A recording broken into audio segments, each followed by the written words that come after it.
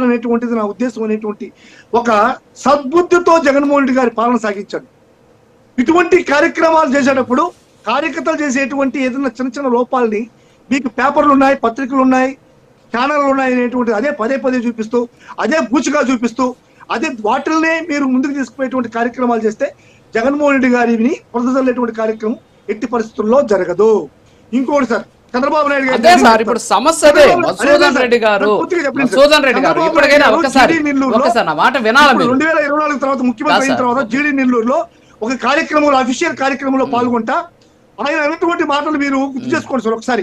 చంద్రబాబు నాయుడు గారి మాటలు, ఎవరైనా సరే వైఎస్ఆర్ కాంగ్రెస్ పార్టీ కార్యకర్తలకి, తెలుగుదేశం నాయకులు కానీ, కార్యకర్తలు కానీ, అధికారులు కానీ, ఎవరైనా కానీ వాళ్ళకి గాన ఈ సంక్షేమ ఫలాలను అందిస్తే, వాళ్ళకి గాన న్యాయం చేస్తే మిమ్మల్ని సస్పెండ్ చేస్తా, అధికారులను సస్పెండ్ చేస్తా, లేకుంటే మీ నాయకులను సస్పెండ్ చేస్తా.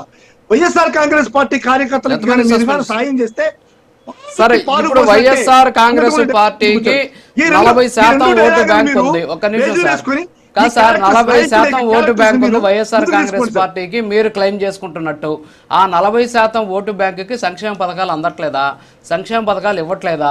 చంద్రబాబు నాయుడు చెప్పిన మాట ప్రకారం అధికారులు అధికారులు భయపడుతున్నారా, సస్పెండ్ చేస్తారేమో అని చెప్పేసి, నాయకులు భయపడుతున్నారా? అది వేరే సబ్జెక్టు, దాని గురించి మళ్ళీ మాట్లాడతాం.